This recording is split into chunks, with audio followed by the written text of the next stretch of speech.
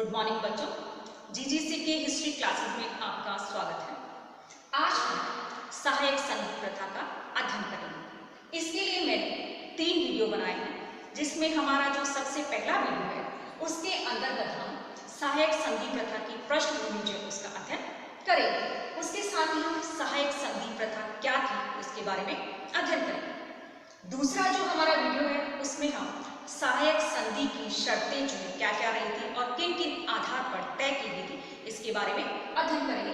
और साथ ही सहायक संधि प्रथा की समीक्षा, अर्थात इस सहायक संधि जो है उससे अंग्रेजों को क्या लाभ हुए थे और भारतीय जो उनको किस प्रकार से हानि उठानी पड़ी थी इसके बारे में अध्ययन करेंगे। तीसरा जो हमारा वीडियो है उसके अंतर्गत सहायक संधियों की कार्यान्विति जो है उसका अध्ययन करेंगे कि आखिर सहायक संधि प्रथा जो है किन किन के साथ में किस आधार पर लागू की गई थी, जिसमें मुख्य रूप से कौन कौन से राज्य थे, जैसे हैदराबाद, अवध, मैसूर, मराठा, तंजौर, सूरत और कर्नाटक प्रमुख रहे थे, जिनके साथ में सहायक संधियां की गई थी। फिर अंत में हम सहायक संधि की नीति जो उसका मूल्यांकन करेंगे कि सहायक संधि जो है वो जो की गई थी वो सोची समझी हुई थी या अपने आप ऐसा हुआ था, इसके बारे में अध्ययन करेंगे। सहायक संधि प्रथा। आज हम सहायक संधि प्रथा जो है उसके बारे में अध्ययन करेंगे, जिसमें सबसे पहली बात आती है ब्रिटिश साम्राज्य विस्तार का साधन। कि भारत में ब्रिटिश साम्राज्य की स्थापना और विस्तार के विषय में विद्वान जो उनमें काफी मतभेद रहा है, और प्रोफेसर सीले, अल्फ्रेड लॉयल, ली वार्नर और शेख अली जैसे विद्वानों की मान्यता है कि भारत में ब्रिटिश साम्राज्य की स्थापना एवं विस्तार एक सुनिश्चित योजना का परिणाम न होकर बल्कि एक संयोग की बात रही थी। पहली बात तो ये थी कि पिट इंडिया एक्ट में साम्राज्य विस्तार के विरुद्ध नीति का स्पष्ट उल्लेख है। दूसरा, अंग्रेजों ने भारतीय राज्यों के प्रति नीति स्पष्ट नहीं की थी, क्योंकि कुछ विद्वान इस बात को मानने के लिए तैयार नहीं। इसके विरुद्ध कुछ अन्य विद्वानों की मान्यता है कि संयोग की बात न होकर सुनिश्चित योजना का परिणाम है। इन विद्वानों ने तर्क दिया है कि पिट इंडिया एक्ट में वर्णित भारत में राज्य विस्तार और विजय योजनाओं का अनुसरण करना इस राष्ट्र की नीति, सम्मान और इच्छा के विरुद्ध है। इसका अर्थ संदर्भ छोड़कर समझाया है। इस एक्ट की धारा 34 एक पृष्ठ से भी अधिक लंबी है और इस वाक्य में पूर्व संदर्भ में कहा गया है कि फोर्ट विलियम के गवर्नर जनरल तथा उसकी काउंसिल को भविष्य में संचालक समिति अथवा उसकी सीक्रेट कमेटी के आदेश के बिना भारतीय राज्यों अथवा नरेशों में से किसी के विरुद्ध युद्ध घोषित करने, युद्ध आरंभ करने अथवा युद्ध करने के लिए संधि करने अथवा उसके क्षेत्रफल की सुरक्षा करने की गारंटी देने का वैध अधिकार नहीं होगा। और इसका यह अर्थ ये हुआ कि संचालक समिति अथवा सीक्रेट कमेटी की अनुमति से उन्हें युद्ध करने का वैध अधिकार था। इस धारा में एक अपवाद ये भी था कि जहां भारत में अंग्रेजों के विरुद्ध अथवा अंग्रेजों के आश्रित राज्य के विरुद्ध लड़ाई आरंभ की जा चुकी हो वहां अथवा तैयारियां की जा चुकी हो, इस अपवाद से स्पष्ट है कि गवर्नर जनरल किसी भी स्थिति में साम्राज्यवादी नीति जो उसका आश्रय ले सकता था। किंतु इन सभी कारणों में अतिशुक्ति बताते हैं। वस्तुतः आरंभिक काल में साम्राज्य की स्थापना संयोग से हुई थी, परंतु बाद में जिस साम्राज्यवादी नीति जो उसका अनुसरण किया था वह एक निश्चित योजना का परिणाम था। सबसे पहले अंग्रेजों ने अपने व्यापारिक हितों के लिए प्रादेशिक लाभ दक्षिण भारत में प्राप्त किए। उसके बाद में बंगाल में अपने अस्तित्व की रक्षा के लिए प्लासी और बक्सर के युद्ध लड़े और वहां प्रादेशिक लाभ लिए। पिट इंडिया एक्ट के लागू होने के बाद वॉरेन हेस्टिंग्स ने इस एक्ट की उक्त धारा के अपवाद के आधार पर मैसूर के शासक हैदर अली और मराठों से युद्ध किया। हैदर अली से तो कोई क्षेत्रीय लाभ नहीं मिला, लेकिन मराठों से वलसाल से और भड़ोच के क्षेत्र प्राप्त करने में सफल रहा।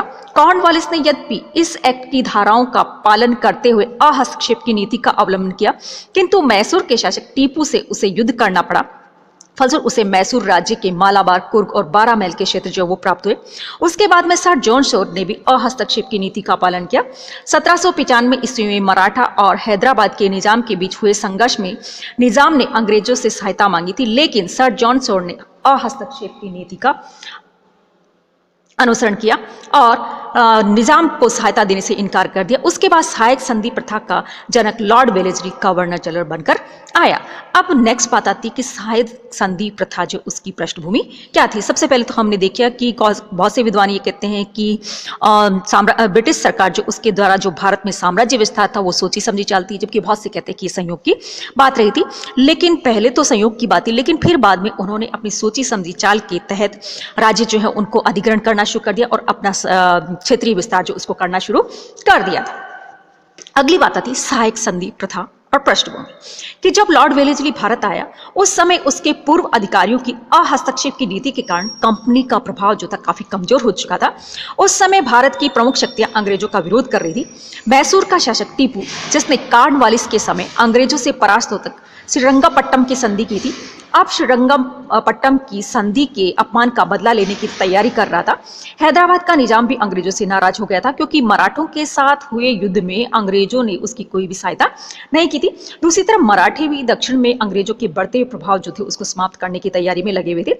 और इन सभी परिस्थितियों में कंपनी के लिए आवश्यक हो गया था कि अहस्तक्षेप की नीति जो उसको छोड़कर साम्राज्य विस्तार की नीति जो उसका पालन किया जाए। और ऐसा भी कहा जाता है कि ब्रिटिश प्रधानमंत्री विलियम पिट ने वेलेस्ली को आदेश दिया था कि वे भारत में ब्रिटिश साम्राज्य का विस्तार करें तथा अमेरिका के स्वतंत्रता संग्राम में इंग्लैंड ने जो प्रतिष्ठा खोई है उसे फिर से भारत में साम्राज्य विस्तार करके प्राप्त करे। और इसके अतिरिक्त भारत में कंपनी शासन की सार्वभौम सत्ता स्थापित करने के लिए फ्रांसीसियों का प्रभाव भी समाप्त करना जरूरी था। इसीलिए भारत आते ही उसने पिट इंडिया एक्ट की धारा 34 का अर्थ बताते हुए कहा था कि इस धारा के शब्दों अथवा इसकी भावना से यह निष्कर्ष नहीं निकाला जा सकता कि यह उचित और न्याय संगत साधनों से राज्य विस्तार के विरुद्ध है। दूसरी बात है सहायक संधि प्रथा कि वेलेस्ली भारत में कंपनी राज्य का विस्तार तथा कंपनी को भारत की एक सर्वोच्च शक्ति बनाने का दृढ़ संकल्प लेकर भारत में आया था। और इसी उद्देश्य को प्राप्त करने के लिए भारतीय राज्यों पर कंपनी के आधिपत्य को स्पष्ट रूप से स्थापित करना जरूरी था। इसके लिए उसने सहायक संधि प्रथा जो उसको अपनाया। कुछ विद्वानों की मान्यता है कि यह वेलेस्ली की मौलिक नीति नहीं थी। जस्टिस रानाडे ने कहा कि वेलेस्ली ने मराठों की चौथ और सरदेशमुखी प्रणाली को देखकर इस नीति जो उसका निर्माण किया था। कुछ इतिहासकार फ्रांसीसी गवर्नर डुप्ले को इस नीति का जन्मदाता मानते हैं क्योंकि उसने भारतीय नरेशों से उपहार और भेंट आदि ग्रहण करके उन्हें सैनिक सहायता देने की प्रथा जो है शुरू की थी। किंतु अल्फ्रेड लॉयड ने कहा है कि 1765 से 1801 ईस्वी के मध्य 4 चरणों में सहायक संधि प्रथा का धीरे धीरे या क्रमिक विकास हुआ था। अब जिसमें देखते हैं कि इसका विकास जो किस प्रकार से हुआ था। पहला चरण आता है कि कंपनी अपने किसी मित्र भारतीय शासक को आवश्यकता होने पर सैनिक सहायता देती थी और इसके बदले में उससे एक निश्चित धनराशि प्राप्त करती थी। ऐसी संधियां 1765 ईस्वी में अवध के साथ तथा 1768 ईस्वी में निजाम के साथ में की गई थी। दूसरा था कि कंपनी ने संधि करने वाले भारतीय शासक की सुरक्षा के लिए एक स्थायी सेना अपने ही क्षेत्र में रखने का आश्वासन दिया और बदले में उस भारतीय शासक को वार्षिक निश्चित धनराशि प्राप्त होती थी। किंतु कंपनी की सेना को मित्र राज्य की सीमा में नहीं रखा जाता था बल्कि कंपनी की राज्य सीमा में रखा जाता था। और वॉरेन हेस्टिंग्स ने 1773 ईस्वी में ऐसी ही संधि अवध के नवाब से की थी तथा अवध के नवाब ने रोहिलों के विरुद्ध युद्ध में कंपनी की इस सेना का प्रयोग किया था। तीसरी बात आती है कि कंपनी ने अपनी सेना को संधि करने वाले राज्य की सीमा में ही तैनात करना शुरू कर दिया था। जिस राज्य की सुरक्षा का दायित्व कंपनी अपने ऊपर लेती थी। 1798 ईस्वी में वेलेस्ली ने भारत आते ही इस प्रथा की संधि निजाम के साथ में की और निजाम ने इस सेना का वार्षिक खर्च वसूल करना तय किया था। इसके अलावा चौथी बात थी कि कंपनी संधि करने वाले राज्य से अपनी सेना का खर्च निश्चित धन के स्थान पर राज्य का निश्चित आय का भूभाग स्थायी रूप से अपने अधिकार में लेना आरंभ कर दिया था।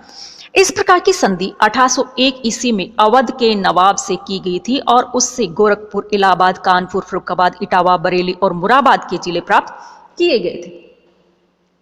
वास्तव में किसी नीति या विचारों के साम्य को किसी भी काल में ढूंढा जा सकता है। विचार या नीति साम्य के आधार पर किसी नीति की मौलिकता को चुनौती नहीं दी जा सकती। वस्तुतः किसी नीति को वास्तविक रूप प्रदान कर उसे लागू करने वाले कोई उस नीति का जन्मदाता माना जाता है और वेलेस्ली ने इस नीति को वास्तविक रूप देकर उसे लागू किया था। फिर वेलेस्ली की सहायक संधि इन सभी कारणों से यानी कि थोड़ी भिन्न थी। इसके अलावा की गई संधियों के समय कंपनी का उद्देश्य सीमित था। वे कम से कम खर्च में अपने क्षेत्र की सुरक्षा के उपाय खोज रही थी जिसे सुरक्षा प्रकोटे की नीति कहा जाता है। इसीलिए संधि करने वाले राज्य की स्वतंत्रता तथा उसकी सार्वभौम सत्ता को कम करने का प्रयास नहीं किया गया था। जबकि वेलेस्ली की सहायक संधि प्रथा का उद्देश्य संधि करने वाले राज्य पर कंपनी के आधिपत्य को थोपना था और उस राज्य की शासन व्यवस्था को भी कंपनी के नियंत्रण में लेना था।